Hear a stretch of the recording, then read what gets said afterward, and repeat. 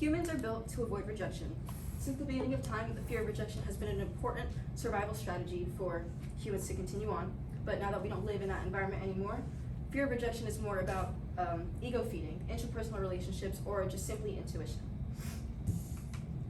Hello, my name is Katerina Genarine, and I'll be presenting my findings on rejection sensitivity. Oh, sorry.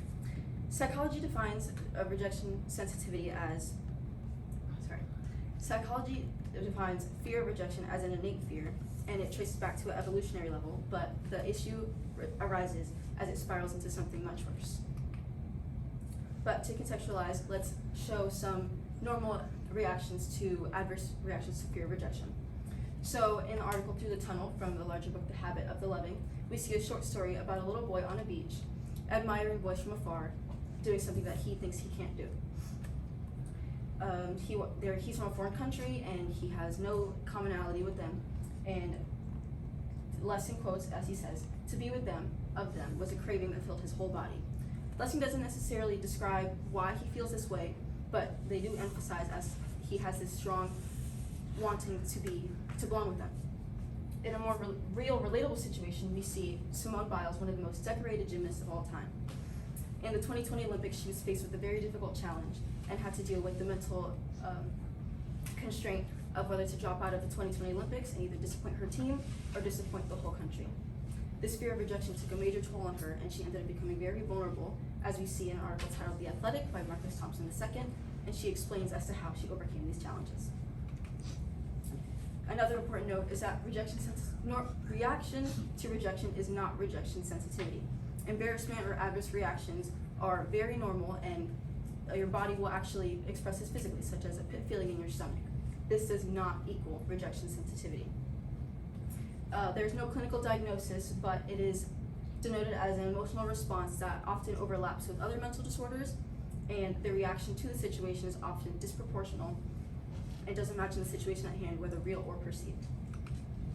So my question that I will be answering is, to what extent does rejection sensitivity affect a young adult's experiences from adolescence to adulthood? And in my extensive research, I have found that college students experience rejection sensitivity on much higher levels. Rejection sensitivity can diverge into appearance-based, and it shows high prevalence in adolescents, and RS, I will be shortening, and its correlation to behavioral disorders. In a study by Elizabeth A. Mellon, a professor under the Department of Counselor Education, Counseling Psychology, and other subdivisions of the Pennsylvania State University, conducted an experiment with her colleagues to measure the prevalence of the mean level of depression and mean rejection sensitivity scores in college students ages 18 through 22. They had a 20-set questionnaire that asked kids how they reacted in social situations and how they interacted with people, and a score of 16 showed upper level of mean level of depression, and higher than 6 showed a high RS rejection score. For both men and women, it was a 16.83 with a standard deviation of 4.26, and a mean RS score was 6.33 with a standard deviation of 2.22, both over the threshold that would consider them showing high prevalence.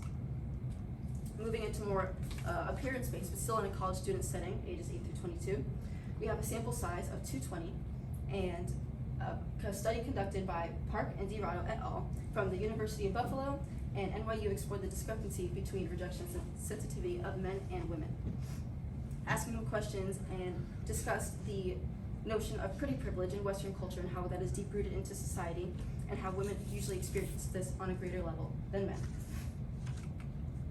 Moving full into appearance-based, Professors Chao Zi et al. Explored the correlation of exercise adherence to appearance-based rejection sensitivity. Exercise adherence kind of deals with the seeking out of making yourself look physically good and taking pride in your appearance. Using scales developed by Rodabaugh and a rejection sensitivity scale developed by Park, as mentioned previously, this was a 16-point scale, and they asked students about how they interacted with people and how they felt with communal and personal conversations. And they had 4 hypotheses. 3 out of the 4 were proven true, and the 3 of the 4 all dealt with the notion that appearance-based rejection sensitivity plays a mediating role in exercise adherence and BDD, body dysmorphic disorder. And then finally, rejection sensitivity leading to disorders.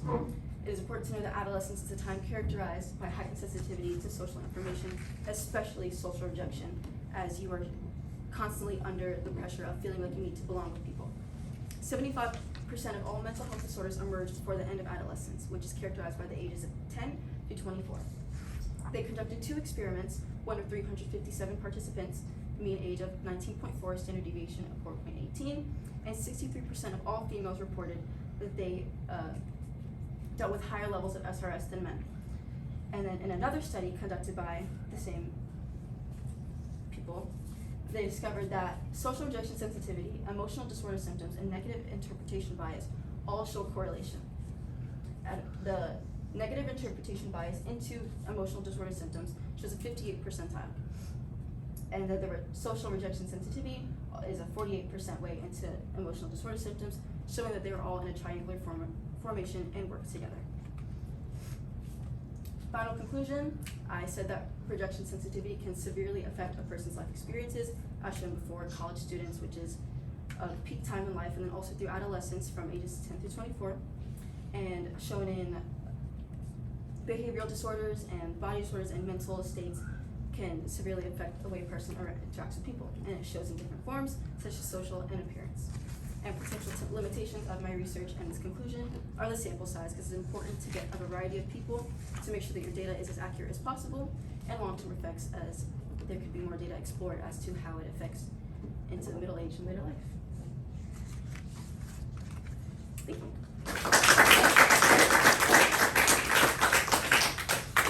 Can you tell me how your research question evolved as you worked through the whole project, the whole process? Yes, so I started out more focused on like college students, and I was really going to focus on like rejections to colleges specifically, because I think that that's something to be researched about how rejections to maybe like dream colleges can affect someone later in their life in pursuit of their dream.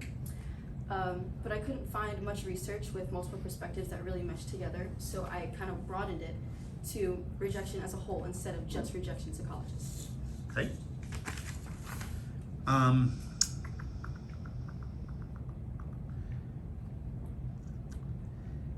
What advice would you have for other researchers who consider looking at this in the future? I would say maybe take it from like a problem solution stance, because I did more position based and I just supported my conclusions, but I think this is a serious problem that has shown more prevalence in younger ages, and I think that there's a lot of evidence to support ways we can mediate this.